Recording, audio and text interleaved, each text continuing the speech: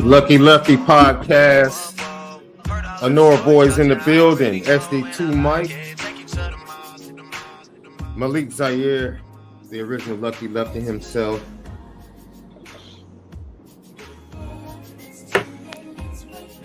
It's a nice Saturday afternoon in Chicago, out in the AZ. Pleased to be on with you. And, you know, basically, Left said we got to go live. That's what happened. Okay? Ladies we got to, because this is ridiculous. It's ridiculous. So, Notre Dame, huge recruiting weekend coming off of the pro day. Our previous practice report this week is always up on YouTube. Subscribe, share, hit the like button, let everybody know. We are still the home of the misguided passion and forever committed to making sure that we spin it different. Yeah. Apple Podcast, Spotify, CFB Nation, Patreon.com/Lucky Lefty Network. Had a nice conversation with my guy Cam McDaniel. You know, I had a crazy 2 weeks. He had a crazy week last week. I'm sure he'll talk about that in the upcoming first episode of Chemistry this week. So go over to Patreon.com/Lucky Lefty Network. Thank you for everybody that I didn't have the full story. I had previously spoken to our guy Kent Gibbs.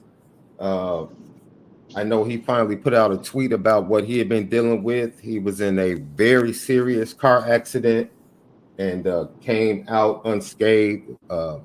We had church on the phone yesterday. Literally had church. And so thankful that our brother is still here with us, man, and with minor scratches.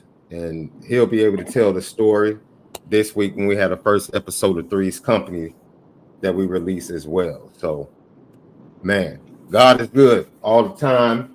All the time. God is good. No doubt, Left. Man, you know, we talked about it yesterday, but this buzz about the big three in music has me thinking about the big three in Notre Dame as far as his quarterback room. Left. The big three. That's right. We fully expect the freshmen to be red-shirted and to be given time to be under the tutelage of Gino Gaduli. Yeah. Take your time with them, right? Build your quarterback room right. So the big three would be Riley Leonard, Steve, and yeah. So you got Riley Leonard, Steve Angeli, and Kenny Minchie. And then Marcus Freeman after the fourth practice today. Today was the fourth spring practice. Marcus Freeman. I guess you could call it some bad news to some, the way they're reacting on social media. But, he had 2 injuries to update us on. One we knew about all week, and we couldn't say anything.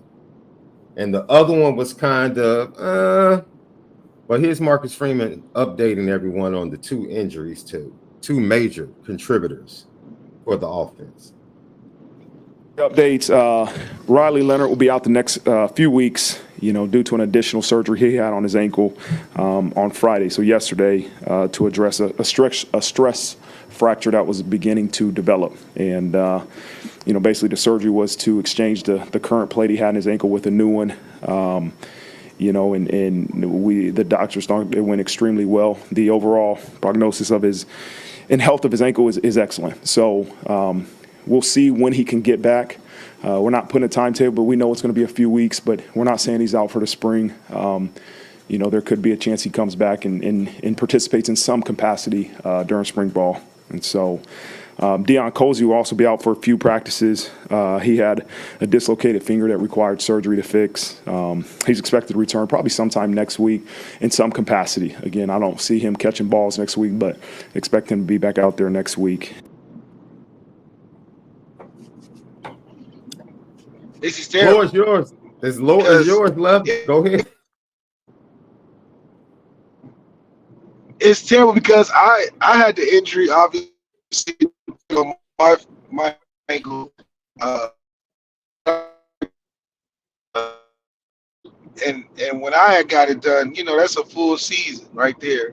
To replace that plate, Amir actually got the plate taken off, so it's still the same amount of recovery time, and that's an easy 4 to 5 week thing. Like, we're talking about full speed back at it. He can't say that, but that's the realistic timetable of it, because when you're taking a plate off and re-drilling in a new plate, it takes time for the bone to heal around it, and all the things included, especially when you talk about building strength off of that ankle. So usually what happens is you start to develop, especially because he's want to get back, he's going to try to press the accelerated rehab button, but you're going to start getting some tendonitis in your opposite knee. That's just what happens. Like, it's just like, there's no way around it. If he's doing a full recovery, then you're saying that he's only going to get in the fall camp. He should be thinking fall camp first day. That's his best bet. But I wouldn't, if I was him and I wanted to be completely healthy, I wouldn't even attempt to do a spring anything, because that the way you have to heal, you just have to be off of your leg, man. Honestly, like, it's not too much you can do. They'll do the rehab, you building the strength around it, you doing all that stuff. But the process is the process for lower extremity injuries.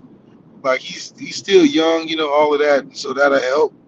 And we got some good stuff in the training room, but it's still like, it would be hard for me to imagine him being anywhere in a competitive standpoint with the guys that we got now, which is a good thing, because it just shows you that if you slip it even indirectly or not even your fault, we expect that gap to be widened, or at least, gap to be a lot smaller. Speaking for, Kenny and Steve in terms of this quarterback competition thing, which also gives them more reps and being able to gain that confidence to see themselves being a starter at some point, and actually feeling like this isn't just a transaction through the transfer portal.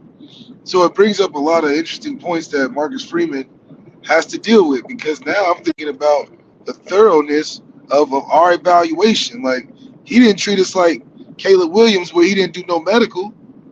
We knew the medical, but did we look at the medical and evaluate it strong enough to see, like, okay, where did he get it done? How the health of it is? We know he has to get a procedure, but we have to be realistic on the timetable, because it sounds like we just took him because the headlines and the media said take him. It goes back to my point. Now it even makes more sense why I'm like, what is Riley doing that Steve can't? I already thought the margin was close enough with them both healthy. Now you get a kid in there that hasn't got a lot of time on the field with experience in this offense under Denbrock.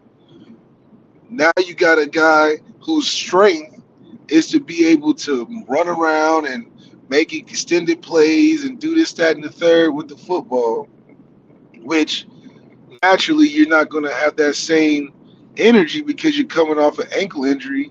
And the guy that is already thought was comparable to you anyway, he's getting better.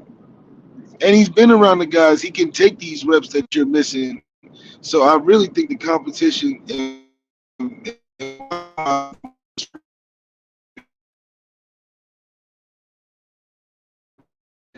Did we lose Lefty? He was on a roll.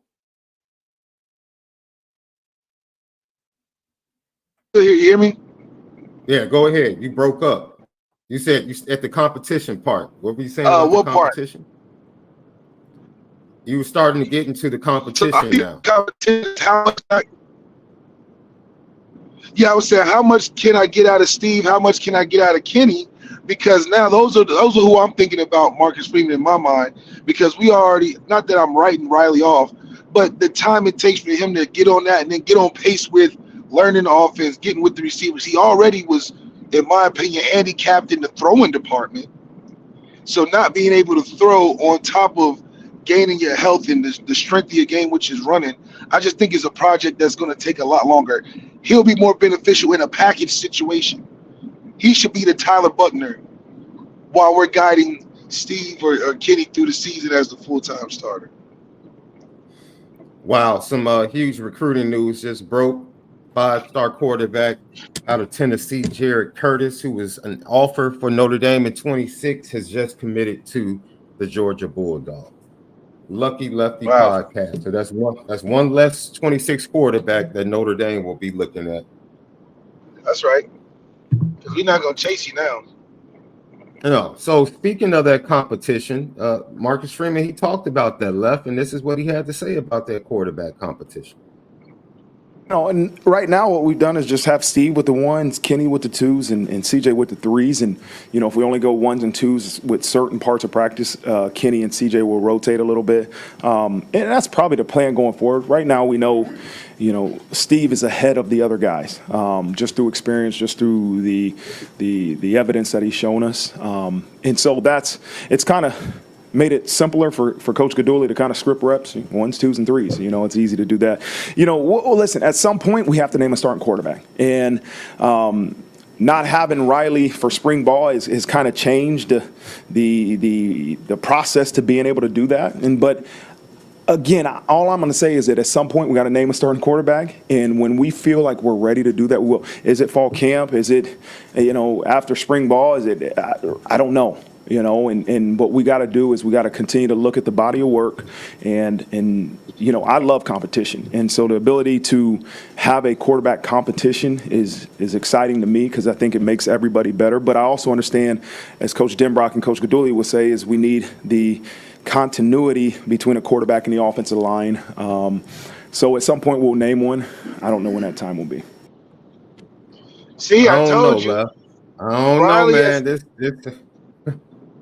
Riley has taken himself out of the running naturally. Like you said, it's easy to do 1, 2s, and 3s because you know the natural order of the quarterback room and how the flow of things are. Kenny's in the perfect position to just do what he needs to do to be in that light when it comes down to naming the starting quarterback. And the funny thing is, Marcus Freeman knows that he can't play around with this. Marcus Freeman knows that this quarterback competition thing doesn't exist. He even told you, he said, not having Riley for spring ball. He told you he's not going to be there.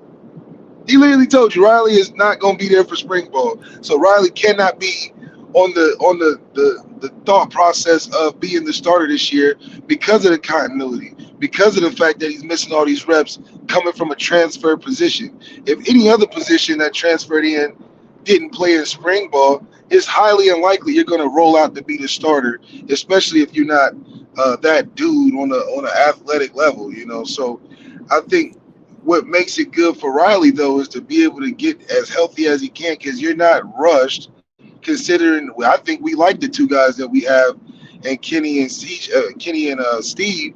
So it's really Steve's job to lose. Steve is probably the more comfortable pick for these guys right now. And Marcus Freeman knows the QB schedule is you're going to name a starter after the spring ball. Like, I don't know why you act like this is going to lead into fall camp because it better not, because now you're really hurting yourself. So this should be even before the spring game, name the starter. And I think if anything, it's the safest to go with Steve. But at the same time, right, I think you can get more if Kenny becomes the guy that we think he can. And with this offense and the ability to have guys that can catch the football and get open, Kenny should be the ideal pick at some point in the season.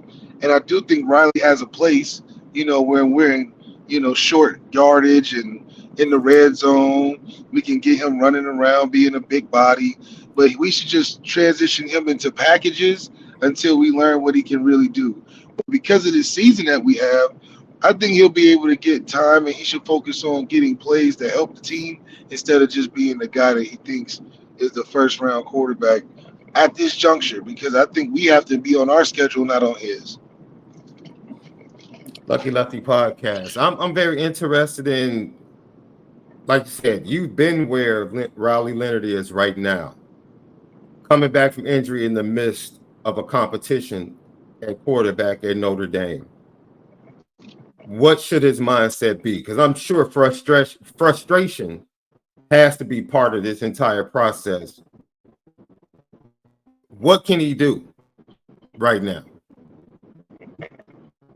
Enjoy the team and get healthy. All Riley could and should do is enjoy that $2 million and get as healthy as you can.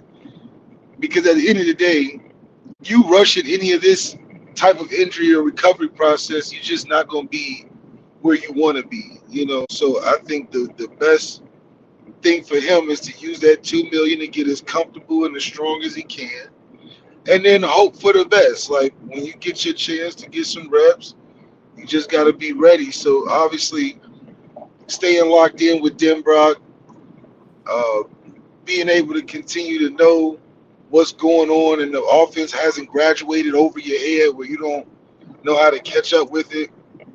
But football is about experience, especially at the quarterback level. Not only experience, but about being able to take multiple reps. And that's why Denbrock and Gaduli are saying we need continuity, because the guy that's a starter's got to have the starter share of the reps now and even through fall camp, because it's about getting one guy ready. This whole competition thing, you taking some reps away from the guy that should be taking the most to be prepared, because you don't want a guy first game out there looking like, man, he should have been taking more reps all year. Well, yeah, we were playing around, rotating guys like the carnival, the merry-go-round, and never having a guy feel totally confident. You got to have the starter take at least 1,000 reps as a one. When you divide that in 3 ways, you're just not naturally going to be ready to go like you should be. So that's why Marcus Freeman is like, yeah, Riley's going to come in packages. He should throughout the season, because we should be past the fact of waiting on a guy when we have so much talent and where we are as a program. So the guys that are healthy are the guys that are available. And you're only going to play the available guys. And I think this is a naturally good thing, because I didn't really like the transfer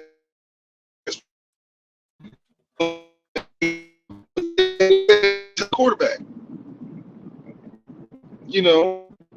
So with Steve being the same type up a little bit. Lucky Lefty podcast. We apologize, technical difficulties, as Left is out and about right here. Lucky Lefty Network, YouTube. Make sure you subscribe, share, the thumbs up, hit that for us. We greatly appreciate you. Leave your comments. We respond to all. So just once again, going over the fact that it seems that Riley Leonard is going to be sidelined, another surgical procedure to repair that injured ankle. Marcus Freeman did say he was not ruling him out for the rest of the spring, but then turned around, as Malik was talking about, and said, with Riley Leonard not being in the competition for the spring, things kind of changed, because what Gino Gaduli and offensive coordinator Mike Denbrock are looking for is continuity. So he spoke positively, trying to leave hope that he might be back for the spring, but at the same time, on the other end, it's looking like at this point, there's no need to even chance him further injuring the ankle in the spring, rushing back. Right. This is like how the cookie crumbles. Because Riley isn't a generational athletic talent or quarterback, it just puts you in a position of one monkey can't stop the show. So unfortunately, through how this program is, we should stay consistent and be like, we like what we got that's healthy. And that's the people that's going to take the reps, and that's just what it's going to be. And we can't wait on this program for a Riley Leonard to get healthy. I just think we're bigger than waiting on one guy at this juncture. Now, if this was like a Trevor Lawrence, yeah, we can wait. We can take some time. He gonna get right back to it. But a guy like Riley Leonard, who hasn't been here, has no skin in the game at Notre Dame, you're just naturally fitting yourself into that package category, or at least in the mind of the coaches, because as a coach, you're thinking about who can get my stuff down the most. And regardless of his talent, it's going to take a while for him to feel comfortable in the offense. Nobody can just go into an offense on a half rep basis, because even when he comes back, he's not taking all the reps. You see what I'm saying? So he's just going to be behind the whole time from now until he's done. So the only thing that can close the gap is if he's just so much better of a quarterback. But we know he don't even got the best arm in the room. and damn near Steve is going to get better running the football, and so it's like it's going to be a wash. So, in my opinion, this is where Steve and Kenny flourish on why they're valuable and why we shouldn't have a transfer in that room like we had to do 2 years ago in a row before.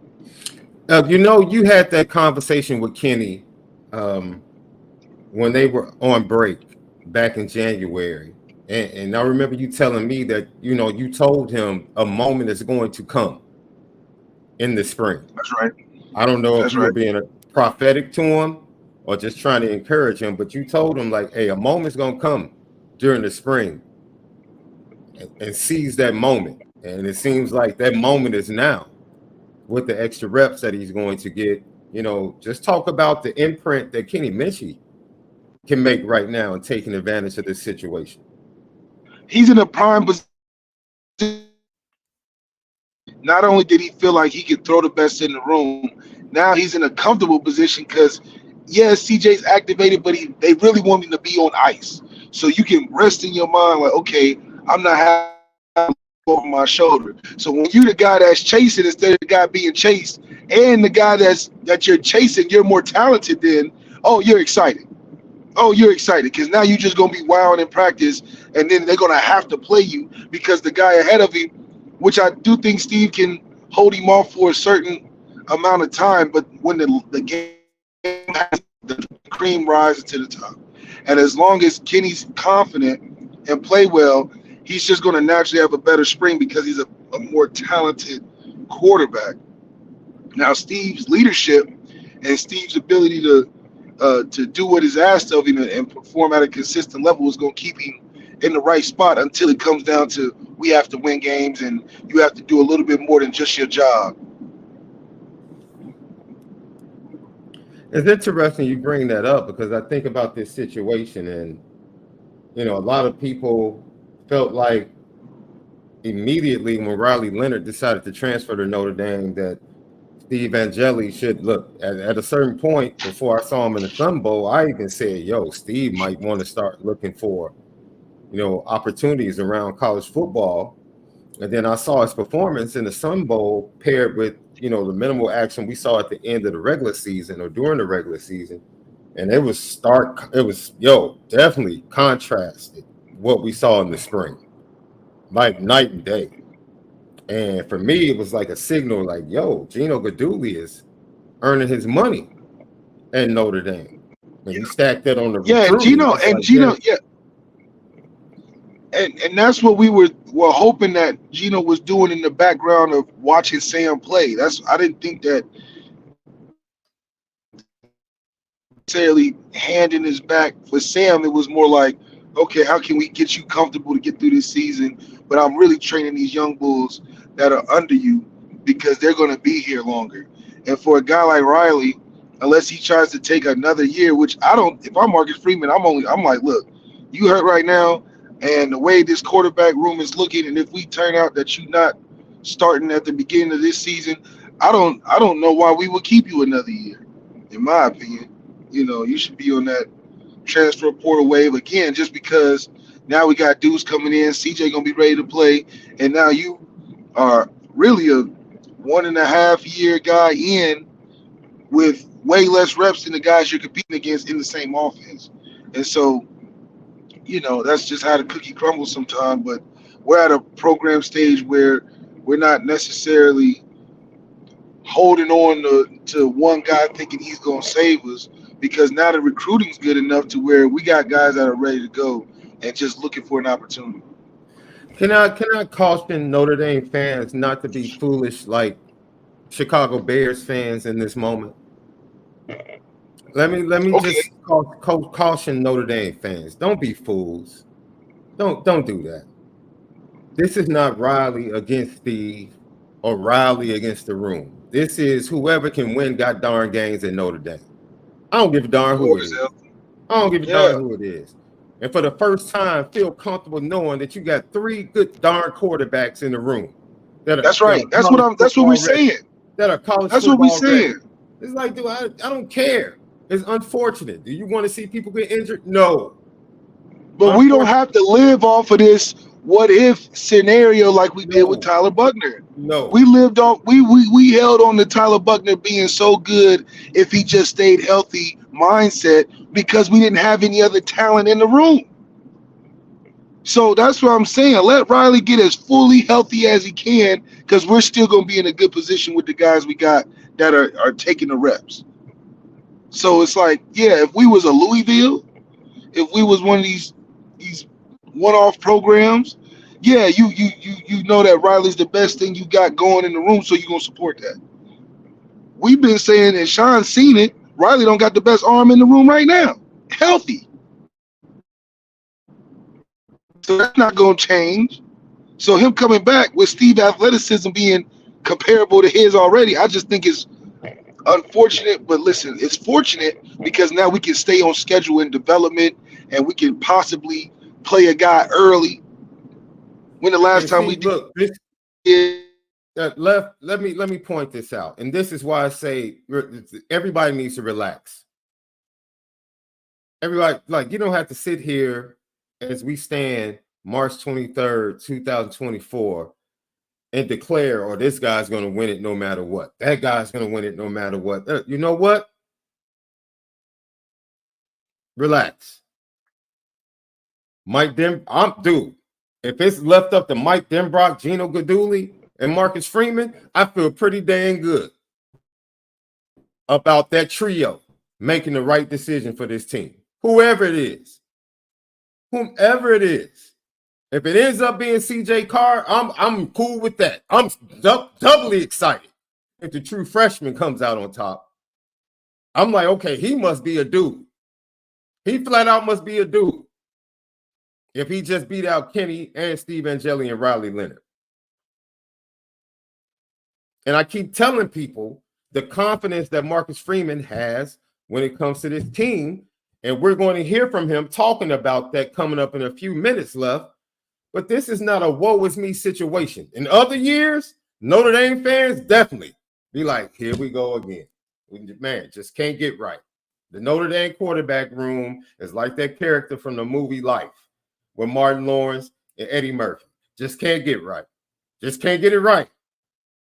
That's when you think it's going well, here we go again. That's not the case this year. It's not. And what you saw from Marcus Freeman when he talked about it is the angst that he has for the young man. When it comes to that quarterback room, Marcus Freeman knows what he has. He's already impressed with his true freshman. He knows Kenny is coming. Kenny was coming second half of the year last year. And Steve Angeli, I've been telling you all from watching practice, has the most confidence in that room right now.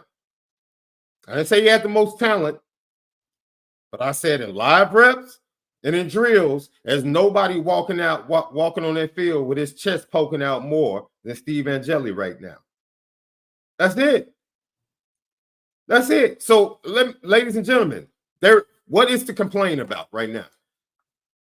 What is there to feel down about other than just feeling totally horrible for the fortunes or the misfortune of Riley Leonard at this point in time? Because you cannot undersell how important it is, and Marcus Freeman pointed it out in his comments, how important continuity is for Riley Leonard. You gain continuity in practices. They have 11 practices. Riley Leonard has participated in 3.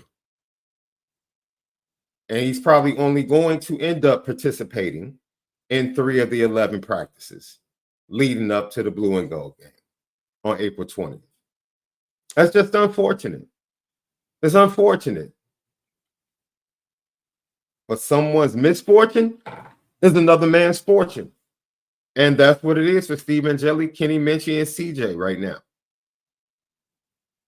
It just is. It just is. And it's a long way to go. But you would have to think from performance, confidence, continuity, knowledge of the offense, you would have to think there's no way to make up ground in the offseason. And if it's a true competition, and continuity is important based upon what Gino and Mike Denbrock have told Marcus Freeman, There's no way for Riley Leonard to go into fall camp as the starter. He can't. He'll be going into fall camp behind. That's the truth of the matter. It's just the truth of the matter. Can he overcome that? He's going to have to be, dude, we just pray. All of us just pray that he's going to heal and be 100% going into the fall. No lingering issues. As Malik said, there's an issue with the opposite knee deteriorating if things aren't right. All of that comes into play. So we pray that his lower extremities are in full, are in full attack and ready to go 100% once the fall camp starts. All of us should pray and wish that for the young man. Unfortunately, yeah, and you're exactly right, because we have to remember and keep in mind, even if he comes back in fall camp, he's still splitting reps. He's still taking about 35-40% of the reps, even if he comes back. So you got to take the consideration that, along with the fact that I personally don't believe he has enough talent to make up over the guys that we got who have the advantage over him. It would be different if this was the NFL, where if he gets hurt like this in fall camp, he comes back, he just takes all the ones. But this is college. Marcus Freeman, unknowingly and knowingly talks about competition, meaning that one guy's just not getting all the reps. It just don't work like that. Just like one guy isn't getting the football 60% of the game, So the question is, can Riley's talent overcome being not only coming off an injury, but being able to come off of less than half of the reps getting prepared for a college football game in a new offense with new receivers and a new continuity? You're telling me you can build a strong, confident starter on 35% of the reps missing all of spring ball? Is that realistic to anybody thinking at a Notre Dame program that's ready to win an undefeated schedule in a championship in a playoff scenario? No. So the most beneficial thing Riley can do is be ready to play in packages throughout the season. And then maybe in the playoffs, if the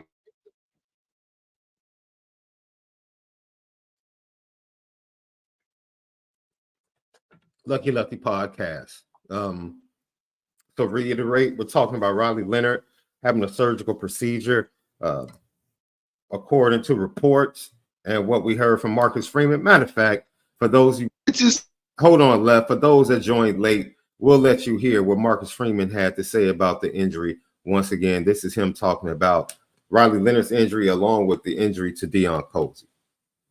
Updates, Riley Leonard will be out the next few weeks, due to an additional surgery he had on his ankle on Friday, so yesterday, to address a stress fracture that was beginning to develop. And, basically the surgery was to exchange the current plate he had in his ankle with a new one.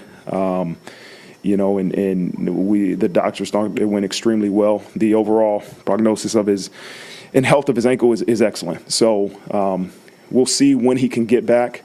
We're not putting a timetable, but we know it's going to be a few weeks, but we're not saying he's out for the spring. There could be a chance he comes back and participates in some capacity during spring ball. And so Deion Colzie will also be out for a few practices. He had a dislocated finger that required surgery to fix. He's expected to return probably sometime next week in some capacity. Again, I don't see him catching balls next week, but expect him to be back out there next week. Now, that's Marcus Freeman updating us on the injuries. Deion Colzie, I actually saw him in a sling protecting that finger when I left the pro day. So he should be back. And Deion Colzie, man, it's been a couple of springs that have been really tough for him as far as injuries. And I'm really praying for that young man to have a very healthy senior year and to leave Notre Dame on a high note, because he's endured a lot. He really has endured a lot and made the choice when everything was, the fiasco with the wide receiver room was happening with Chancey Stuckey. You know, he was really one of those people that had to make a decision, and he decided to come back. He decided to come back to Notre Dame, and I'm glad he did. I'm glad he did for multiple reasons on and off the field. So he'll be back. And then Riley Leonard, you know, right there, very optimistic sounding was Marcus Freeman. But then check out what he said when he was asked about the competition and the reps for the spring. No, and right now what we've done is just have Steve with the ones, Kenny with the twos, and CJ with the threes. And, you know, if we only go ones and twos with certain parts of practice, Kenny and CJ will rotate a little bit. And that's probably the plan going forward. Right now we know, you know, Steve is ahead of the other guys, just through experience, just through the evidence that he's shown us. And so it's kind of made it simpler for Coach Gaduli to kind of script reps, ones, twos, and threes. You know, it's easy to do that. You know, well, listen, at some point we have to name a starting quarterback. And not having Riley for spring ball has kind of changed the process to being able to do that. But again, all I'm going to say is that at some point we got to name a starting quarterback, and when we feel like we're ready to do that, we will. Is it fall camp? Is it, you know, after spring ball? Is it? I don't know. You know, and what we got to do is we got to continue to look at the body of work, and you know, I love competition, and so the ability to have a quarterback competition is exciting to me, because I think it makes everybody better. But I also understand, as Coach Denbrock and Coach Gaduli would say, is we need the continuity between a quarterback and the offensive line. So at some point we'll name one. I don't know when that time will be. See that now, you know, first clip, he's saying, yo, 2 weeks, he could be back, play in the blue and gold game. And then it's like you flat out say not having him for the spring shifts how we can view everything in the competition. That's a little bit different than what you said in the first clip. Maybe I'm missing something, because it sounds like you said you're not going to have Riley Leonard for the spring.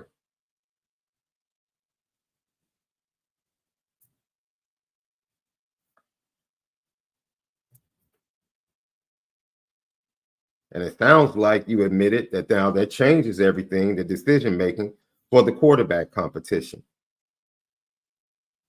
And then you pointed out what Mike Denbrock and Gina Gaduli are looking for, which is continuity. Riley Leonard can't gain continuity. If he's out 2 weeks, let's say on the bright side, he's out 2 weeks. By the time he gets back, they'll be on practice 8 or 9. Which means that's one practice, and then the blue and gold game is considered a practice, the 11th practice. Up until this point, he's participated in 3 of the practices. You can't gain continuity with your offensive line. You can't, which is why he's saying in that clip, this changes everything when it comes to gaining continuity. And I have no problem. I've never said who was the starter. All I know is from what we saw in practices, the first quarterback out was 18. Both practices that the media was allowed to watch. 18 came out with the ones first. And 18 played with the most confidence. In the limited time that we were able to, we saw the full practice on March 7th and saw limited practice on March 20th. I'm just reporting what I saw. Could mean nothing. But what I do know now is the bulk of the ones and the snaps that go along with the ones now go to Steve Angeli, which means leaving spring camp, no one in that quarterback room is going to have more continuity, which is what Marcus Freeman talked about with the offensive line, and more confidence from the quarterback coach and the OC than Steve Angeli. Doesn't mean anything as far as who's going to line up under center the first play in August down in College Station. Doesn't dictate that at all. Doesn't dictate that. But what it does say is that more than likely going into the fall, quarterback competition is probably going to, I would think they would be fair. I don't think they're going to name a starter after the spring right now. I think that was a possibility they could have, right? Because, let's just be honest with this, right? Had to slide through the mountain real quick. My bad. No, Left, but I'm saying, just being in all honesty, this is why Marcus Freeman looks a little beside himself talking about it. In fairness to Steve Angeli, the worst thing you want to do is announce in fall camp that Steve is not the starting quarterback. Oh, that's the worst thing you can do. That's the worst thing you can do. It's the worst thing for him. Now, if you announce in the spring, after spring camp, that Riley is that dude, Steve has his options. Yeah, you're not going. But the only way you can do it the right way is that Steve's got to start or Kenny's got to start. You got to name it at the end of spring to allow Steve to be able to do his thing, but also allow Riley to understand his role. Your role right now, especially if Steve and Kenny start showing out and doing well, you a package guy until further notice. Because we not just going to put our job security on the line for a guy that transferred with 35% of the reps leading up to the first game. Mm-hmm. It's just not going to happen. It's just not going to happen. And you're not going to disrespect Steve, who technically hadn't done anything that did not put him in that position. Because what do we really think Riley's talent is? Do we think he's that much of a Superman? I don't think so. And that's not discrediting him. That's just compared to what we have in the room that we believe in as well. These guys should be in the position of, okay, we're leaving you in the past, not because you're just not healthy. That's it. Mm-hmm. You're just not healthy. So Kenny being, like I said, in the best position that if Steve doesn't start, Kenny should start. If Kenny starts, he needs to be named at the end of spring to allow Steve to do his thing, Riley to still be in a position where, okay, I can be comfortable enough to work in a backup role with CJ to get ready to have an opportunity. But I think Steve has done the right thing by sticking it out because he probably felt that Riley wasn't that much better than him anyway before he got there. He got to see what Riley was when we went to play Duke. He got to have his own perception of his talent, right? And Steve probably was on the sideline thinking, man, Riley ain't doing nothing I couldn't do. I just need a chance. We just happened to play Sam Hartman because we bought and paid for him. So I think that Steve knew, not necessarily that Riley was going to be like this, but that he isn't far off from Riley, and he'd rather duke it out than find somewhere else. And fortunately enough, Riley kind of takes himself out of the running right now, so Steve should be taking full advantage. And I expect Steve to do well because he's proven it well enough.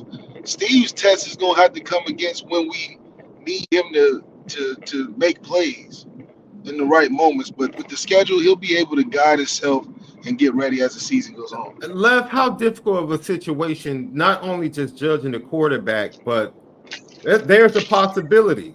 There's a possibility that Steve could go into fall camp with the full confidence of this locker room. 100%. I mean, he's been doing it since the bowl game. I think that's where he put his imprint.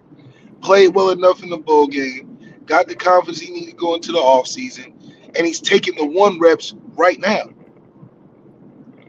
So it's only so much you can do outside of doing everything you're asked that the locker room's going to ride behind you because they start seeing you every day.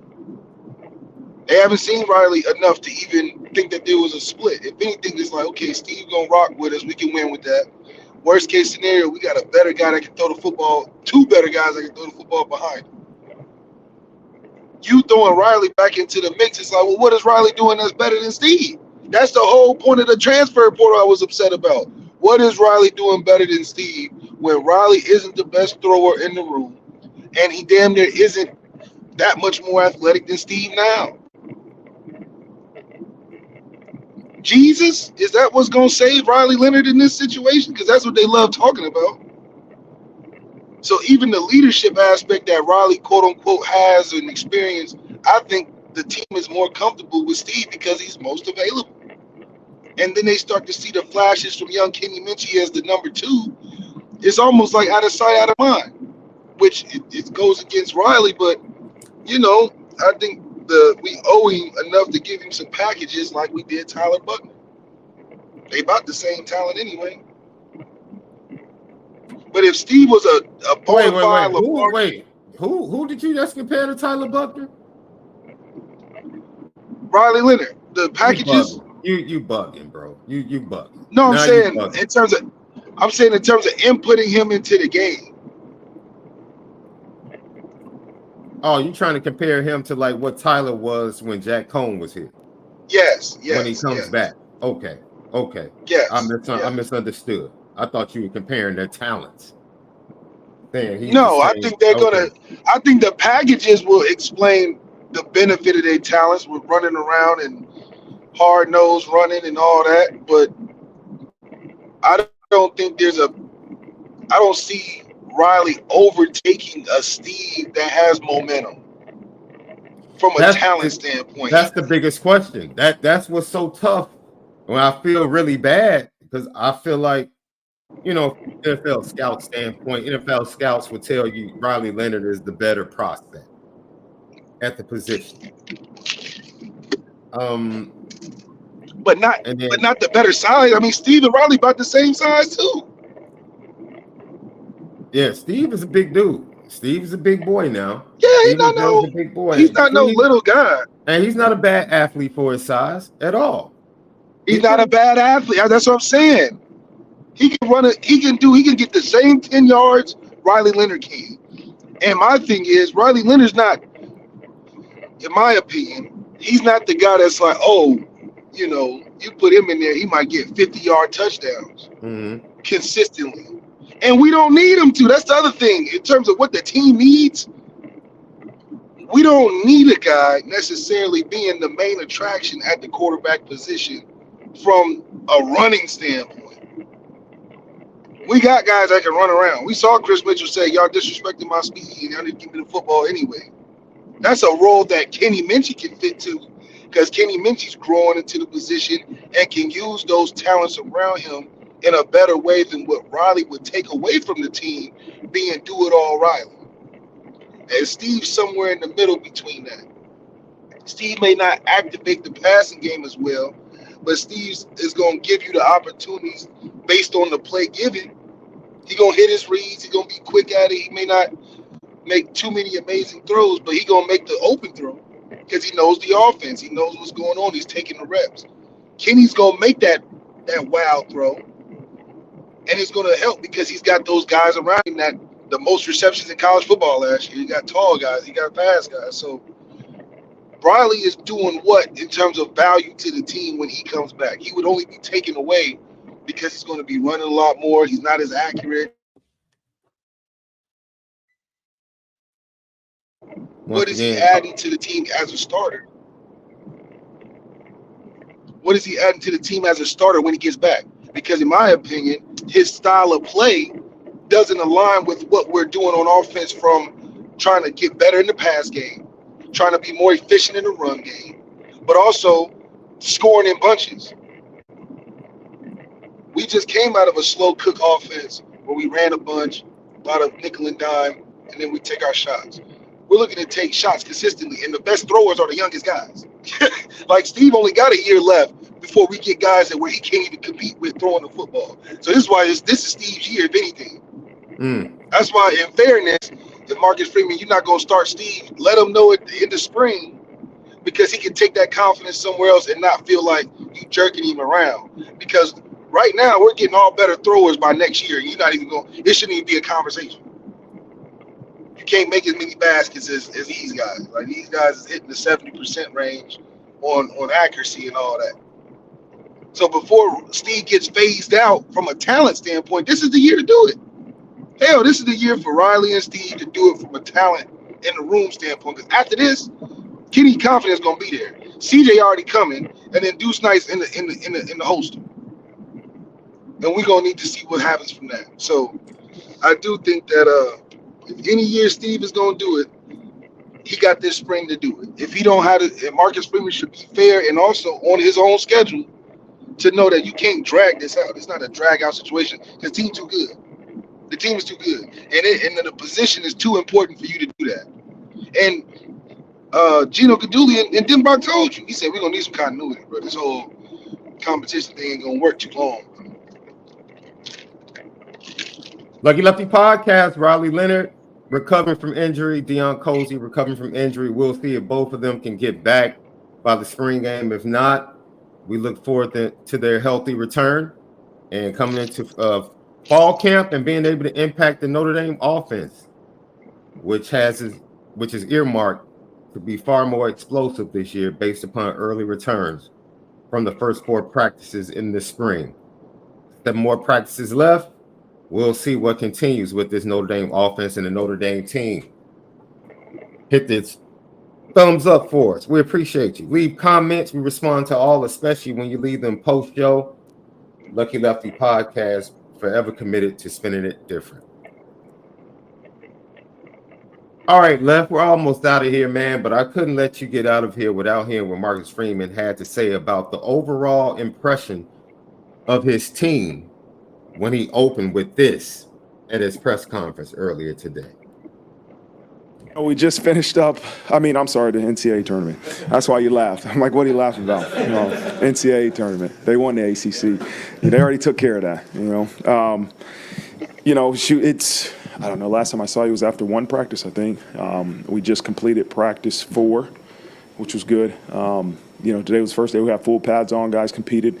Let them do a little bit of live at the end. The ones were pretty upset that only gave them 6 or 7 reps. But, again, just wanted to sprinkle a little bit in to see them scrimmage. Let the 2s and 3s go at it a little bit longer. But it was good. It was a good day. I think I love the progression in 4 practices of where this team's going, the maturity of this team. Where we'll go is still to be determined, right? How good this team can be. Right now I told them we're planting roots, right? And we're just continuing to try to improve throughout these next, 11 practices that we get a chance to go out there and compete. Think about that. 11 practices, Riley most likely is going to miss. Unless Riley was Josh Allen talented. No, he's going to miss. He's going to miss. It's 11 total practices. He's going to miss 8 if he's out for the sprint. Yeah, and that's a lot of reps. That's a lot of just footwork, muscle memory that you're just not getting. And then you add that to the fact you're coming back in the fall where the intensity is higher. We're not taking too many early on mistakes that we would accept in the spring. And you're only getting, because at that time they're going to love Kenny and Steve because they rolling. So you're trying to toss Riley into a situation that's already cooking. You're not going to toss raw chicken when you almost done cooking the chicken. You got to take the cooked chicken out and put the raw chicken in, not raw chicken with cooked chicken. You just don't do that. I take that back. You were correct, Left. I correct myself because I had to think about it. 15 total practices allowed during the spring. He's going to miss 12. Jesus. If he's out for the spring. At practice, the scrimmage is at considered 12, 15. Yeah. At 12, you're going to be like, man, you're going to look back and think all of those reps that accumulated for those 2 and the confidence they have, the rapport they have with the receivers, that's where the locker room is gained, right? Then the spring game happens, everybody's feeling good going home, and he's still at square one. And it's just a chemistry thing at that point. You're telling me you're going to lose all that chemistry in fall camp, tossing a new guy in there? Because essentially that's what he is, just a new guy. And I don't think he has Josh Allen athleticism, ability. So what are we really gaining?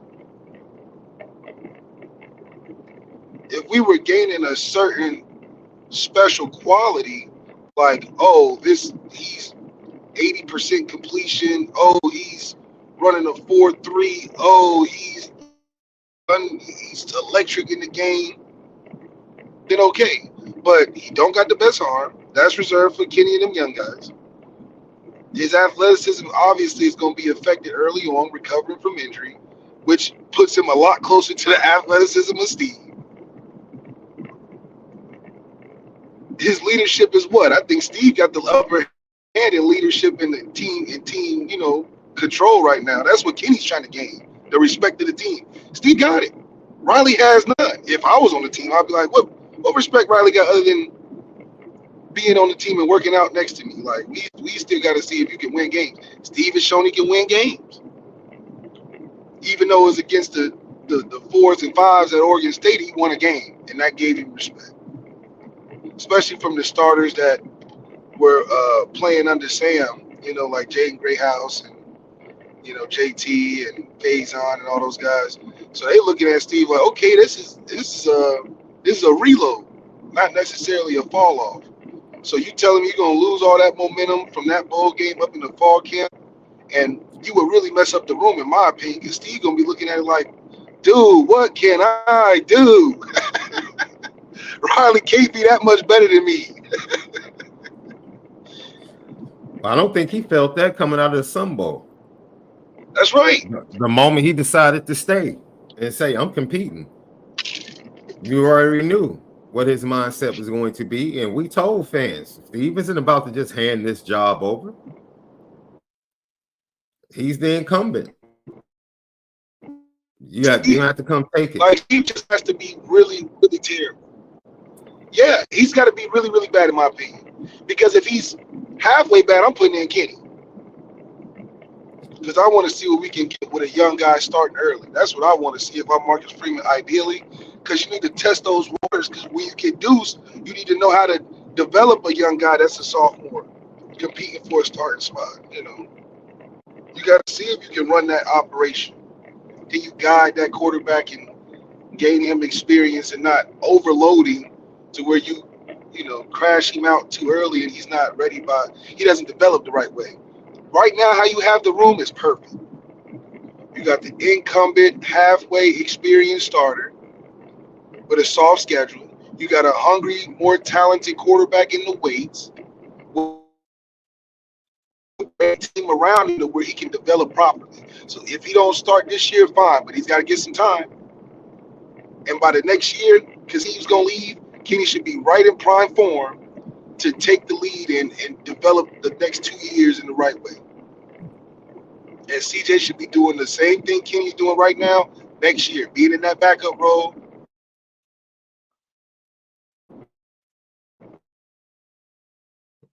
In a year now. So Riley is just flow, especially being hurt right now.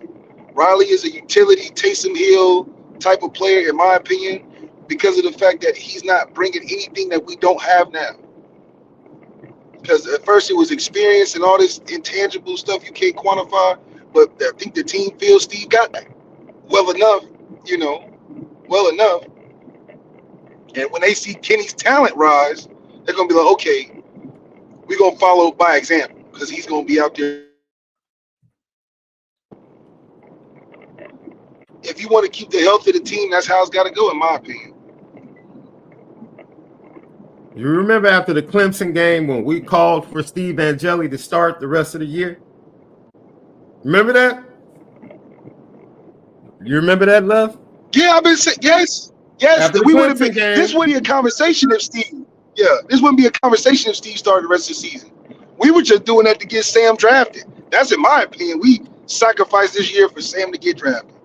Because after he lost the Ohio State game, I really, that's extreme. But if I'm the head coach trying to keep my job, I would have been benched Sam after Ohio State. Just because it's like, okay, well, what my future plans with recruiting looks like, and these quarterbacks that I need to know what I got, because I don't want to be, midway in the season telling two guys they got to leave. I don't want to do that no more. So, Sam, you are only what? You lost the Ohio State game. That was your biggest reason why we signed you, if we being honest and transparent. And because you can't do that, Steve's decent enough with the rest of the schedule we got. Come on. Come on. That would have been so great for Steve because Riley probably would have never came. And now you have a solidified starter. Solidified starter, and now Kenny's really ready to go in the next year. So it's like, now, man. To be fair, Steve in week 9 might not have been Steve week 4. I mean, he might have been. Look, when we finally saw him, he was totally different than he was in the spring. So That's right. He was progressing under Gino Gaddu. And then where they said even where he went from the end of the season through bowl prep. So he's steadily, incrementally improving with each practice. Better, yeah. And if that continues in the spring and he's getting the majority of the snaps, you're going to have a pretty good darn quarterback, college football quarterback on your hands. I'm not sitting up and saying he's a first round, second round pick, but he can win games in the college football landscape, especially with this schedule upcoming in 24. And it's like people not understanding the time it takes to understand an offense to where you're operating fully. Take Sam Hartman last year. Sam Hartman wasn't making checks and going through all the things operationally that you would feel as a well-based in your offense knowledge. Because when Steve got in there, it looked like Steve just knew stuff Sam didn't. Steve up there changing the play, giving little hot routes and taps and calming the offense. That's because he's been in it. You can't just – you're not going to look like that in 3 months of you getting ready in the summer and all of that, especially if they're not going to give you 90% of the reps. That's all I'm saying. If Marcus Freeman was like, look, Steve Riley's not going to be available till fall, but when he gets back, he's taking 90% of the reps at once because we're going to get him ready. We're committed to getting him ready. That's not how Marcus Freeman's talking. Marcus Freeman's like, I like competition. So we're going to test everybody out, which in reality takes away from shares from the starter that makes sense. So nobody's going to go into a CEO position at any company and you just fully operating on 2 weeks of training. It just don't work like that. You're just not going to be successful. You got to intern. You got to talk to mentors. You coming in with a bunch of, you got grand ideas, but you only been in the CEO position for 2 weeks. How are you going to handle a whole company? How? We rotating guys in as CEO. We just think you got potential. But as a person that has a business, you're not risking that. You're not gambling. Marcus Freeman should not gamble with his coaching career with a guy coming off entry that's a transfer with 35% of the reps coming out of fall camp to go lead your football team. This is not an experimental season for Marcus Freeman. You can get away with that year one when you still transitioning your recruits and you testing out. These aren't your guys. So win and do all this to patch up the obvious things that we can't fix right now. Year two, you still try to do a little bit of that. But year three, no. We need to see what that room got. We need to evaluate your room. We need to evaluate the talent and evaluate your coaching ability with the guys that you have, because transfers are not solving this issue at quarterback. It may solve the issues at receivers because we're getting some talent in there with that has some experience that we didn't have before. But from a quarterback standpoint, no, it's not tryout season. This is not the food court where you go try the chicken at the thing. You need to know. You need to know what you want. Standing in the front with the little samples. Yeah. They stand in the front with Riley Leonard samples. You know, it's not the time. Go get you something to eat, man. Go get you a real meal, Panda Express. You already know that chicken hitting every time. That Steve orange chicken hitting every time. Lucky you know, it may not be the best. It may not be the best orange chicken in the food court, but it's the most consistent. You're gonna be fooled. Yeah. Before we close this up and switch topics right quick before we end, Left, I'll leave it like this. This is unfortunately, like, I feel bad for the young man. It's a sad day for the young man. Unfortunate. But ladies and gentlemen, this is a great day for the Notre Dame quarterback room. You know why? Because your young bulls are getting more snaps in the spring. That's all that matters. That's what we talk about. The natural flow. You can't tell me CJ not gonna be in the mind of the coach's eyes. By the time next year comes, they're gonna be like, you took all the threes. You gonna get a lot of reps at bowl practice. You gonna be around. You're gonna be active. You gonna run scout team. Oh, you gonna be ready. Because Kenny taking all the twos. Kenny taking all the damn near one sometimes. And hell, don't let Steve have too many bad games. Because he gonna be getting into. You know what I'm saying? We're gonna be ready for Deuce. That's what I'm saying. We need to be ready for Deuce night to have a clear path of what we can do with young superstar quarterbacks.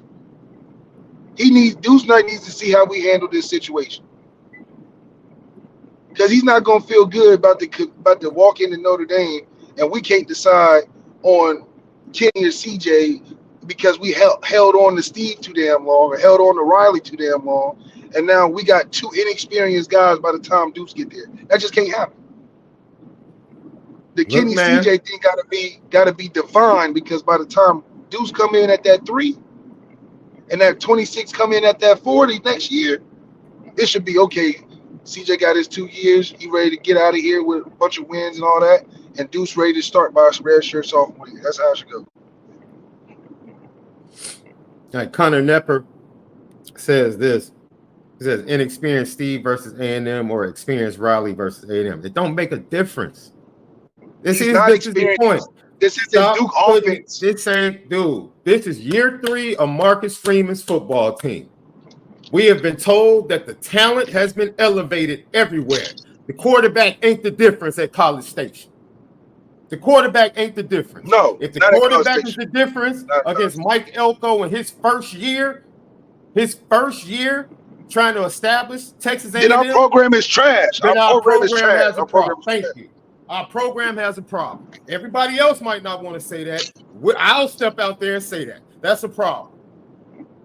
Our program is trash if we are in dire straits against a first-year program that's rebuilding and having complications. Absolutely. If we can't beat them with either one of those quarterbacks, then that's a program issue. That's not a quarterback problem. And that's that.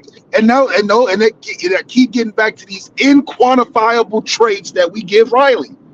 What experience does Riley have that much to where you thinking he just can walk in on a half done job getting prepared and do what for the team? He can't throw that well healthy. Dude, I'm happy. Whoever wins the quarterback competition, this is not last year. I'm telling you. I was skeptical. I'll speak for myself. I was skeptical of 10 from the jump. Of course. We had no problem saying it. I was skeptical. Had no problem saying it. From the jump. It didn't take long for us to be like he's a 4th-tier guy. Yeah. I have no skepticism. That's around enough things that if he can make it happen. I have no skepticism with anybody in the quarterback room. Not now. No. None. Because we know that a halfway experienced guy, a halfway inexperienced guy is going to do well with the guys that we have at year 3. That's all I'm saying. If you throw into a 4-3 Chris Mitchell, I don't care if you ain't started a game. If you got some talent, you're going to be all right. And then you got Jadarian Price, you just turn around, hand it to. Come on, man. It's like the cake is half baked. The cake is half baked. We just need a solid guy. That's why Steve is so attractive, because Steve don't got to be a superstar in this year. Steve, we can take full advantage of Steve and his ability and be really, really, really good because we have enough around him to make him really, really, really good. That's it. Now, when we get a super talented quarterback from a skill position, It's no question. And we think we have potential like that.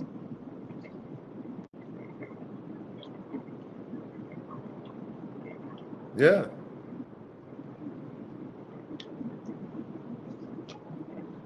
It's about who can win games. That's it, man. That's it. That's why I said don't fall down that rabbit hole of the silly to Chicago Bears fan, dude. This ain't about Steve Angeli and Riley Leonard, bruh. It's not. Because what did we say? We said earlier, we said even if Riley started the whole regular season, we are knowing that he's going to be in a good position. It's about the playoffs. So that just tells you that the regular season, any of the guys can start and we're going to be okay and still have, in my opinion, the same win and loss total, no matter which three of the guys start. The only way Riley's impactful is if he go in them playoffs and he's pulling off hat tricks and stuff. That's the only way. That's the only way to know if that was worth it. Because right now we got Steven can still win 10 games, I believe. With this schedule, he can beat a Georgia Tech, he can beat a Purdue, he can beat a Miami. He can win that first. I mean, Notre Dame fans, see, this is why I caution Notre Dame fans not to go down the rabbit hole. Because they're doing it already in the chat. Right? They're trying to compare Riley and he's inexperienced, he's this, he's that. It's the third year in Marcus Freeman program, dude. That's right. What quarterback plays? You should be able to go beat Texas A&M. Texas A&M sucked last year, and they lost players. They sucked last year, and they lost Evan Stewart. Players. They lost Evan Stewart. Players. If you can't go beat that with your top two, then the program sucks. It ain't got nothing to do with the quarterback. Thank you. And see, Notre Dame fans don't want to hear that, right? Yeah. They're doing the same thing Bears fans are doing. Oh my God, Caleb Williams is going to make everything better. Riley Leonard makes everything better. No, he doesn't. No, he doesn't. Riley Leonard. This is when you jump on Marcus Freeman. Left. Riley Leonard, without the additions to that wide receiver room, was struggling. We're struggling. He was struggling. We're struggling. Yeah. This is bigger than the quarterback in Notre Dame. It's about the improvements that have been made to this entire defense. You give Riley Leonard the same offensive coordinator that we had last year instead of Mike Denbrock, he's going to struggle. He's going to struggle. And big. He's going to run like a mother. That's right. Everything that's happened this offseason is bigger than who the quarterback is. That's right. It's bigger. Has nothing to do. The quarterbacks will decide who's the better quarterback. Period. Mm-hmm. It's nothing for Notre Dame fans to be going back and forth over. Nope. The quarterbacks are going to decide that. What are we doing? Because it's a 9 or 10 win season right now. Dude, they're going to win 10, 11 games with whoever starts at quarterback. Right now. Yes, right now. Awful. The quarterbacks will decide who's the best quarterback when it comes to getting ready for the playoffs. Thank you. Who started that playoff game? That's all. Who started the playoff? That's all I care about. Yes. Week 1, it doesn't matter who starts. You can play all 3 of them. You can play all 3 of them week 1. They should be able to beat. Thank you. They should be able to beat Texas A&M with all 3 quarterbacks. All 3. The top 3. All 3. Who's starting that playoff game though? That's the most important thing. That's all this season is about. Riley Leonard wasn't brought here to win regular season games. He was brought here to win playoff games. That's right. That's it. That's elevated. Sam was here. Sam was brought to win some regular season games, and he couldn't do it. Man, Drew Pine won regular season games. Yeah. So what are we talking about?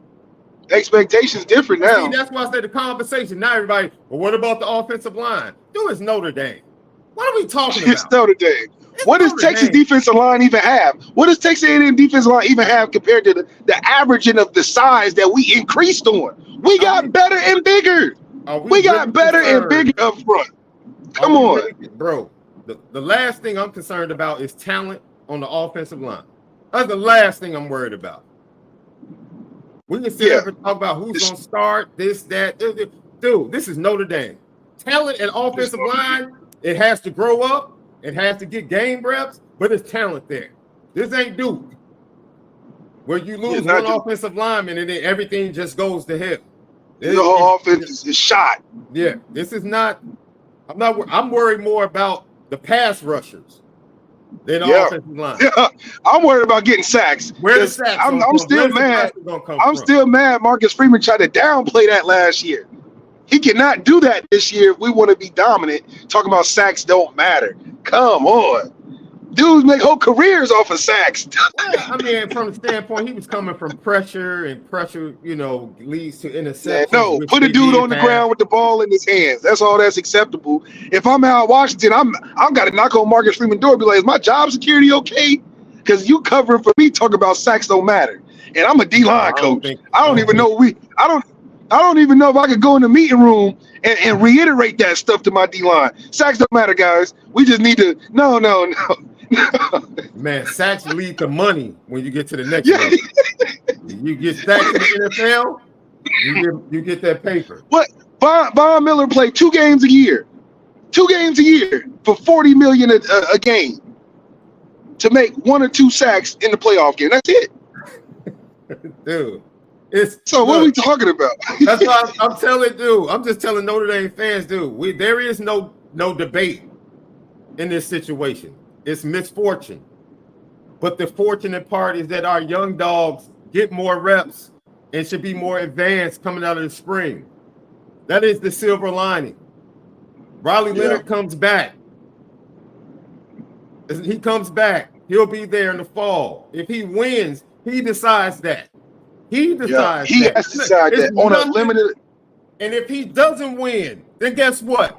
Steve Angeli has shown that he's good enough to Mike Denbrock. Yeah, because ideally, if this was about a talent thing, I'm starting Kenny. If we just being completely honest, I'm playing the best talented guy, and I believe I'm a good enough coach to take talent and make it better. I'm starting Kenny. And I'm confident with it. All you other guys kiss my butt. We finna go to the championship because he can throw the best. And we trying to increase our passing offense. Kenny throw the best on the team right now, and we gonna develop that because I'm a good coach. I can't make a guy throw better that ain't that talented throwing the football. It just don't work like that. But if you got the talent to throw the football, and I'm a good coach, and I got all the pieces necessary because you don't have to be a superstar right now. Oh, I'm starting Kenny and not looking back and probably looking better for my recruiting room down the line. Because now you got a 3-year potential starter that Marcus Freeman can put his thumb on and be like, oh, this is me starting my first year as a head coach. I got my quarterback. He's not gonna put his name in O'Reilly Leonard. Not if he can't even be available. Hey, look, Notre Dame fans, this is not a sad day. I just gave you 3 reasons why. Riley Leonard's coming back. If Steve Angeli wins, that means you got a really good quarterback, and your young boys are getting more reps and more development in the spring. And either way, we win in the 9 to 10 games. Hey, other than Riley Leonard not playing the rest of the spring or missing practices in the spring, it's a really good day. It's a really good day for the quarterback position at Notre Dame, and Deuce Knight is on campus. It's a really good day. Noah Grubbs was on campus with Deuce Knight. It's a really good day. That's right. It's a good weekend, ladies and gentlemen. Good weekend. Let's talk about the other question, right? The safety position. A lot of people have a question about safety, right? And that's right. Marcus Freeman was asked about Marty Biaggi working with the safeties and why he's qualified. It's a defensive coaching experience. That's one. 2 is just the 1-2, the ability to put the work in to coach those guys, put your ego aside, and work with Coach Mickens and Coach Golden to say, okay, hey, what exactly do these safeties need? And he's really helping at safeties, but whatever Coach Mickens needs is the entire defensive backs coach. They're working hand to hand. To kind of make sure that group gets what it needs, because you talk about it, certain instances, there's 3 different groups, right? A corner, safeties, nickels, and each group needs a specific coach at a certain time. So he's done an excellent job in these first few weeks. Go ahead, Love. Best part about Coach Biaggi is that he's a guy that's doesn't have the ego to where he can't learn, where he's not going to be engaged in trying to do what he's asked or do what's necessary because he's bought into the program. So that's make him the perfect candidate for a situation like this, that you may say, oh, he's not as experienced, but the man gonna listen, the man gonna work hard, and he gonna put in the necessary time that it takes to develop in that area because he's a good teammate, he's a good coach, right? So he was working special team because the special team coaches are guys that can take anything on the team and put it in the pot and still make it good. He gonna take all the scrap ingredients. You're gonna get some good ones, some starters, and put it in that beef stew, and you're gonna have some beef stew made with a bunch of different stuff that people didn't think was good or people didn't think that it fit in the meal. So you got to be a guy that can be fluid in the sense that a lot of changes are gonna happen. You still got to be productive, but also you're taking on a back seat role to where you're not necessarily on the front stage like a Mike Mickens developing a Ben Morrison. But hell, you're gonna adopt and take on a Xavier Watts, take on a group that is expected to be a lot better. And the only way it gets better is if you are a good, you put the time in, you work hard, and you listen to what is going on defense. So he's the perfect guy to put in that position, and I think they understood that. Yo, I'm watching two stories that are breaking right now, Left, before we get to this last clip. This Shohei Ohtani story is crazy, bro. The interpreter, they getting on the interpreter, right? Yeah, but the interpreter placed 3 bets on Angels games with an illegal bookie. And Ohtani was the starting pitcher in all 3 games. In 3 games that he started that were bet on, he gave up 16 earned runs, bro. Was this cat Shohei throwing games? Damn, Bro, this man. For the interpreter, who is this? They gotta really describe this interpreter, because they can't play it off like the man just a translator. Yeah, he got to be something to be holding that much weight for Ohtani. You know what I mean? Yeah, he's definitely gonna have to fall on the samurai sword. On this That's one, crazy. That's crazy. No. MLB is not about to let Ohtani, especially after the contract the Dodgers just gave him. He cannot go down. They got to get this stench away from him. But the fact that he bet on games that Ohtani was pitching in, that's not a good look, bro. That's the early reports. And then the Washington Post has a nice story coming out on Kim Mulkey tomorrow. Kim Mulkey stepped up to the podium today and pretty much told on herself. I don't know what the story is going to be about, but she pretty much talked about it today, and the story didn't even drop. So, saying what? Stories. Man, look, I haven't listened to the video. I'm just looking at the news that's coming out. Yeah. 2 big stories coming, man. Kim Mulkey and Shohei Ohtani. No, Ohtani thing, but baseball always been cheating, so we gonna figure it out. Leave my sport alone, bro. My sport alone. I'm mad that they still accusing Barry Bonds and he didn't do it, bro. Man. That man just gifted, man. That's all. Not only did he give up 16 earned runs, that dude went 2 for 11 at the plate in those games as well. Oh my goodness. That sounds like he took a big dive, big slide. Man. I don't get why he would do that with the highest contract in the, like, come on, man. Well, this is when he's with the Angels. So this was years ago. Yeah, this is before the big contract. Safety, question marks. As we get ready to get out of here, Love, Marcus Freeman said he's not worried.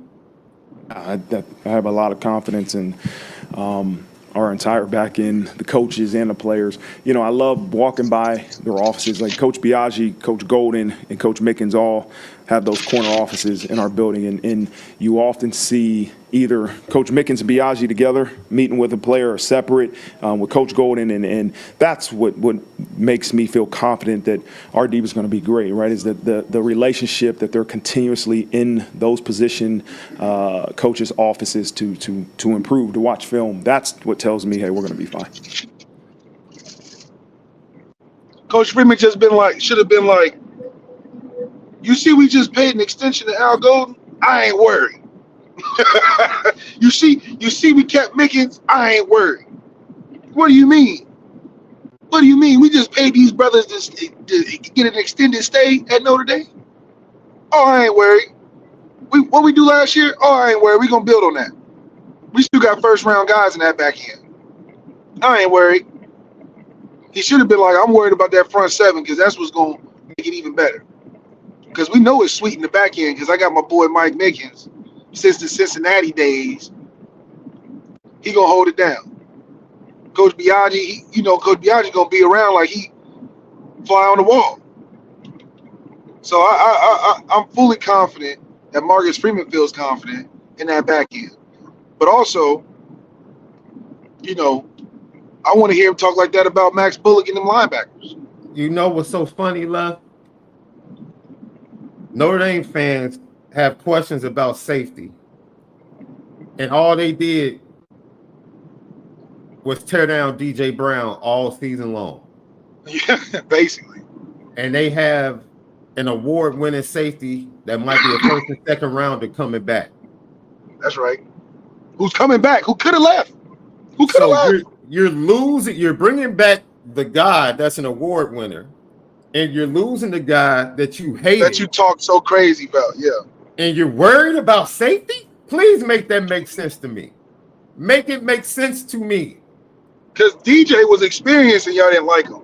So that if we get inexperienced and got talent with a guy that's a first rounder, potentially award winner coming back, who could have left, the guy coming back that won an award ain't worried. So what are we talking about? If he was worried, he would have went to the league. And they're worried. We're worried about who's going to replace a guy that just ran a 4.71 with a 9-foot broad jump. Yeah. At the pro day. We're worried about who's replacing him. Dropping 2 program changing picks. Interceptions. Yes. 2 program changing now. So, I mean, I hope we can do better than that. Jeez. I hope we can recruit better than that. I'm trying to warn. You have people. Angeli's going to make us look bad against Texas A&M. Man, you have. The game not going to be on Angeli. It doesn't matter who the starting quarterback. If you look bad against Texas A&M, your problems are bigger than the starting quarterback. It's a program. You got to look at the program. It's a Marcus Freeman shouldn't allow his program to go in there and embarrass themselves on a program level. Because I don't care about the first game. I don't care. It cannot be placed on one player on the team because we have a better program, a better system of operation. If Elko pulls off a win, that's the upset. They might run the field. Elko's like, man, I'm pulling off magic tricks. Elko knows going into this, he's undermanned at this very juncture.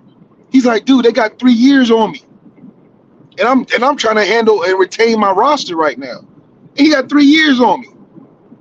I know I'm a good coach, but damn, I got to manage a whole bunch of stuff before I start talking like, oh yeah, we got this. You got to think about the other side. Marcus Freeman is like, man, my program's together. I feel good about everything going on.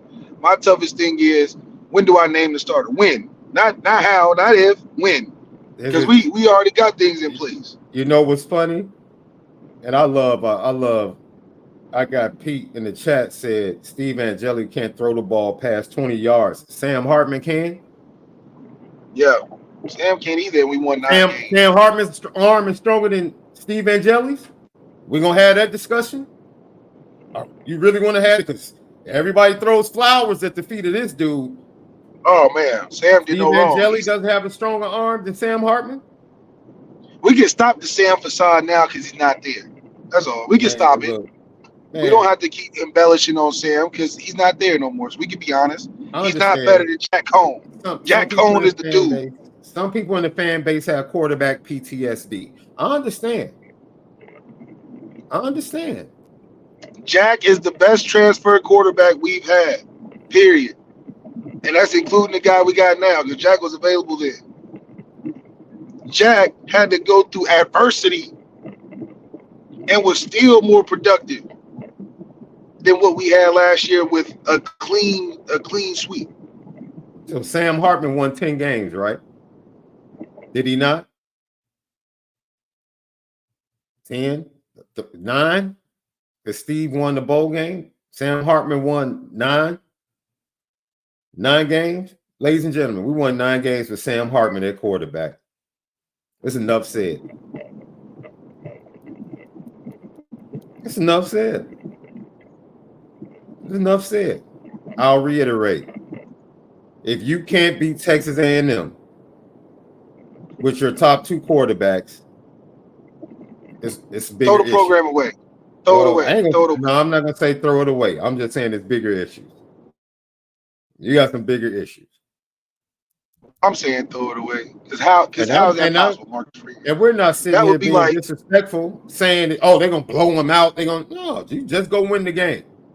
No, go win the game. We're just gonna win the game. Yeah, just go win the game. This shouldn't be a thing where we're like shaking in our boots looking for answers for stuff. No, go win the game. Inexperience and all of that. Go win the game. Inexperience and all of that. Yeah, go win the game. Go win the game. It's a third. I'm not saying we're gonna beat them by 40 or 50 points. Just win the game. Like we're structured to win. We're structured to win this game. It's they talk about styles make fights. We have the style that is very doable to win this football game. It is what it is. Like I don't know how Vegas could feel so confident in putting anything on Texas A&M if it's not close to just being a even sweep. Right. Us losing to Texas A&M would be like Kentucky losing to Oakland, in my opinion. Yeah. Peter, I'm sorry, man. I'm sorry you're this morbid today. I don't know what to tell you. What's Peter's problem? Did Peter rob Paul to save the page? He's just over negative today, dude. I've tried to be very encouraging to Notre Dame fans to say, yo, need to relax. It's really a good day. It's a good time to be a Notre Dame fan. It really is. Like, what are we talking about? Have you seen the schedule? Go look at the schedule. Is the offensive line about to struggle against Northern Illinois? What about Miami, Ohio? Come on, where's this struggle? What about Purdue? Where's this struggle in the offensive line coming from? I can see November. Where? I don't. Okay, they're gonna struggle the first game, and we're gonna be good by the end. They should struggle the first game. It's their first time as a unit, all 5, unless it's the same 5 from the Sun Bowl, which it is now. What does that have to do? We can't say Riley Leonard's gonna be. We can't say Riley Leonard's going to be a dog to the playoffs. What does that do with winning the game? We watched an entire offensive line struggle the entire year, Jack Cohn. Jack Cohn played behind one of the worst offensive lines in Notre Dame history. And made it work. And Kyron Williams ran behind and made it work. Thank you. Threw for 500 in the game. So, yes, I don't worry about Notre Dame offensive lines. I just don't. Yeah, that's not even on the bingo card. That's not even on the list of things to go through. That's just a quick mention of the updates, who's there, who's not, and you move on because the news is the consistency. That's the news on the whole line. Oh, just another day in the neighborhood. We just got new residents here. Charles Jackson's all just moved in. We got we got 2 new starters at running back. We're going to have 2 new starters at wide receiver. We're going to have 2 new starters at linebacker. Then I guess we need to worry about all of that. That's right. Just worry about all of it. But I know we have more all-pros at that position than we've had at linebacker. That's a fact. So I would worry more about the young linebackers than I would the young offensive line. And I'm not worried about either one. Why? Because they're talented. They're talented. And we got to get out of this. These aren't the days of blaming everything on the quarterback at Notre Dame. That's over. That's long gone. Long gone. That's long gone. Those days because we recruit too good. Yeah, we recruit too good now. We recruit with too much expectation now to just let it lay at the feet of a quarterback at this juncture. once we get to the performance of being deep in the playoffs consistently, that's when we start saying where that generational quarterback is. Right now, we got the team to go pretty far with a pretty standard guy. We won't know the impact of a quarterback regardless of who starts this year into the playoffs anyway, because we have the team to get through this regular season with me and you starting at quarterback right now. Left, Notre Dame has been a top 6 program with the likes of Ian Book, Drew Pine, Tyler Buckner, Jack Cohn, Deshaun Kaiser. You got injured. Everett Golson. Like, dude, Notre Dame has been able to pull off some magic tricks. Dude, with winning 10 games with no real first round guy. We not in New York and famous like the difference between us and all these other schools. It's like generational quarterbacks. Ohio State's known for their quarterbacks at this junction. Take the quarterbacks away. What's Ohio State? Kyle McCord? Okay. Clemson. Clemson had 2 generational guys for 8 years, whatever that thing was, and they are riding that success. After that, they got a team that's struggling and don't know how to build the rest of the team around them. You know what's encouraging, and this is for Peter. I'm sorry, because I just really want to encourage you. I just want you to be encouraged today. It was just 3 seasons ago where a young true freshman walked in the midst of veterans like Jared Patterson, who was actually the captain of the squad and was in competition to be moved from guard to tackle and was projected to be the starting left tackle. And a true freshman beat him out as they went down to Florida State for a tough road game to start the season. That true freshman's name was Blake Fisher, who ended up getting injured the first series. They brought in another guy. He was serviceable.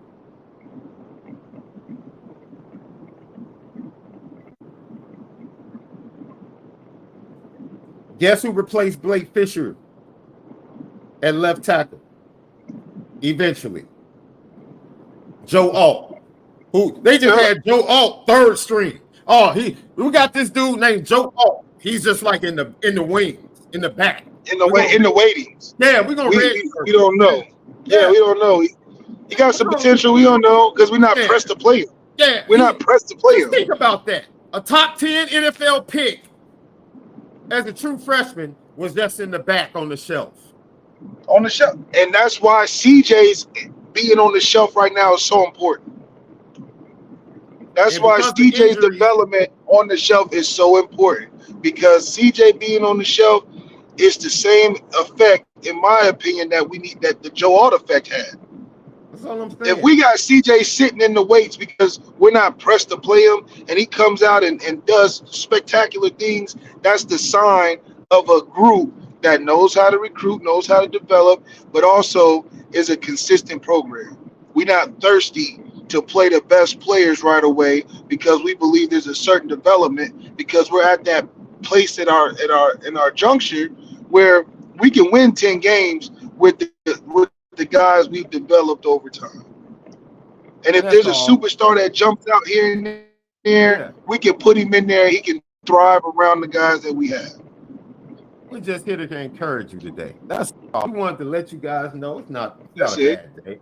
Unfortunate what happened to Riley Leonard, but you know what? God darn it. Some good things come out of this. Some really good things come out of this. And I just want to give that example. We started a true freshman because he beat Jared Patterson out for the position and had a top 10 pick on the shelf as soon as Blake Fisher got hurt. Where's that? What school has that on the offensive line consistently? Notre Dame. That's it. Notre Dame. Only Notre Dame has a guy like Ronnie Stanley on the shelf.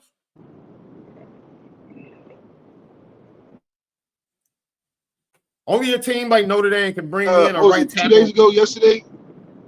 Bring in a guy like Robert Hainsey as a true freshman and say, you know what, God darn it, you playing so well as a true freshman, we're going to sub you in and out. We're going to give you every other series. That's Notre Dame offensive line play. That's the history. So, no. I don't worry about having young tackles at Notre Dame. That's like the Catalina, your boy off of your boys at the Catalina wine mixer. That's what we do. Offensive linemen, that's what we do. That's what we do. If we don't do anything else, we do tackles at Notre Dame. So, hey, just watch them grow right before your very eyes. That's it. Go take care of business at College Station. That's what we're going to do. That's exactly what we're going to do in August. We're going to take care of business. That's exactly what we're going to do. Lucky Lefty Podcast. Hey, man, enjoy the rest of the tournament. You see, I got my orange on, ready for my Illini tonight. I might, if the Illini don't get it done, I might do another separate podcast tonight because I'm going to be angry. I can tell you that much. Enjoy this Saturday, the rest of the NCAA tournament. We'll see you guys on Monday. Left, you got anything to say before we get out of here? You said what? I said, you got anything to add before we get out of here? That we're giving you the realistic fun that happens about this program. We're the realistic fun. We're going to tell you the things to be encouraged and excited about, but we're not going to oversell you either, because we also are trying to keep you in the mind frame of what's really important. What's really important is that this program is at a stage where there's no excuses, but we should be at a high level, because Notre Dame, like we said yesterday, is a top 3 offer in the country for a kid. What's a more well-together put offer in the country right now other than Ohio State, Notre Dame, and Georgia? What's a better offer right now? There's not one. If you're a kid in America right now wanting to play, and you got Georgia or Ohio State or Notre Dame offering you, you at the peak of where you can be in college football getting offers. The peak. The peak. The top. So until that changes, we're in a good position. Texas A&M offering ain't holding weight on the recruiting scale like that. Not right now. Not after their rotating door of a roster. They got guys committing just to leave the next month after they get the bag. We don't even have those issues at Notre Dame. We got guys winning best defensive player of the year and coming back. Where they do that at? He ain't hit the league. He came back after doing everything and then some. Oh, y'all must got a program over there. Oh. Y'all didn't have a bunch of success in the whole program get gutted to go to another school. You at the best school you could go to. We done gutted LSU for their offensive coordinator after winning the Heisman. And then he comes to Notre Dame and tell you, it's Notre Dame. He didn't tell you, oh, they did something, they offered me a nicer house. No. He said, it was an honor to come. Like, I earned it. He said, I had to win the Heisman to come back and do this. Where else are you doing that at? Where else are you doing that at, Sean? Where else does an offensive coordinator train up a Heisman player with first-round receivers, bunch of draft pickable guys, and then leaves for a school that he's basically saying he earned the right to be back here? So all the things that happen in college football it's like it happens in reverse for us. We retain players, we get better coaches. Coaches not leaving. We signing guys the extensions when coaches is leaving. We probably one of the few schools to sign an extension for a hot coach, because hot coaches usually leave to go somewhere else. Tony Alford even left. So if Tony Alford leaving, and we can keep a guy like Al Golden after having 2 years of having a top 10 defense, what are we talking about? You at the top of the top when you at Notre Dame. Clearly. That's how I look at it. If you retaining your recruiting coordinator from a school that just won a national championship and you still keeping your guys, how is that possible? National championship team calling you to come join, and you like, nah, I'm good. I'm good over here. Where do they do that at? Where do they do that at? We're not like Washington, where we get a little success after about 5 years of being decent and then gut the whole program. We're not Lincoln Riley at Oklahoma and jumping place to place. Yes, Notre Dame is a stepping stone in a lot of scenarios, but at the same time, when it's good over there, you're not leaving nowhere else. Where you going? Ain't no Nick Saban around. You don't want to jump in the Dabo pool, who's still trying to figure it out right now. And Ryan Day about to be gone. he don't beat Michigan, he gone. So what are we talking about out here? Man, thank you for everybody that joined us today. Yo, shout out to my baby girl who will be singing the national anthem for the first round of the NCAA Women's Championship out in LA today. Love you, baby girl. Keep doing your thing. I'm a proud papa, boy. Have a great day, Lucky Lefty Podcast, man. Make sure you continue to spin it different.